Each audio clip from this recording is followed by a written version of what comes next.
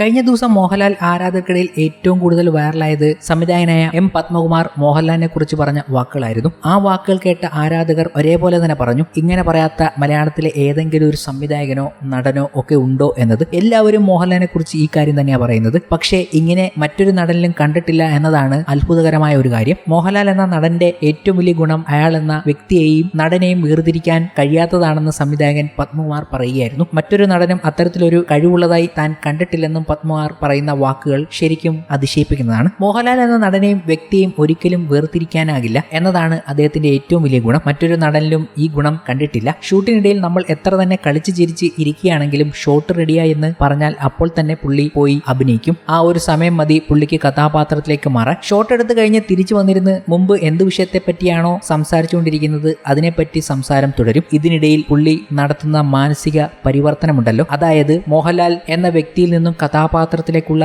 മാറ്റവും അത് കഴിഞ്ഞ് വീണ്ടും മോഹൻലാലിലേക്ക് തിരിച്ചു വരുന്നതും ആ പ്രോസസ് നമുക്ക് മനസ്സിലാകില്ല. ഏതൊരു നടനും ഇങ്ങനെ ഒരു അതിർവരമ്പുണ്ട്. പക്ഷേ അത് എങ്ങനെയാണെന്ന് തിരിച്ചറിയാൻ പറ്റാത്തതാണ് ലാലേട്ടന്റെ ഗുണം. വേറൊരു നടനും ഇങ്ങനെ ചെയ്യുന്നത് ഞാൻ കണ്ടിട്ടില്ല. അവർക്ക് എങ്ങനെയാണെന്ന് വെച്ചാൽ കഥാപാത്രത്തെ ആവാഹിക്കാനോ ഉൾക്കൊള്ളാനോ വേണ്ടി കുറച്ച് സമയം കൂടി കാത്തു നിൽക്കേണ്ടി വരും. അതൊക്കെ കൊണ്ടാണ് മോഹൻലാൽ എന്ന നടൻ വ്യത്യസ്തനായി നിൽക്കുന്നത്. അദ്ദേഹത്തിന് മാത്രമുള്ള ഒരു ക്വാളിറ്റിയാണ് ഇത്. പത്മകുമാർ പറഞ്ഞ ഈ കാര്യങ്ങൾ ഇപ്പോൾ സോഷ്യൽ മീഡിയയിൽ വലിയ രീതിയിൽ വൈറലാകുകയാണ്. മോഹൻലാലിനെ കുറിച്ച് പറഞ്ഞ ഈ വീഡിയോ മാത്രം പങ്കുവച്ചുകൊണ്ട് ആരാധകർ സോഷ്യൽ മീഡിയയിൽ എത്തുകയും ചെയ്തു. മറ്റൊരു നടനിലും താനിത് കണ്ടിട്ടില്ല എന്നതായിരുന്നു അദ്ദേഹം എടുത്തു സംസാരിച്ചതും.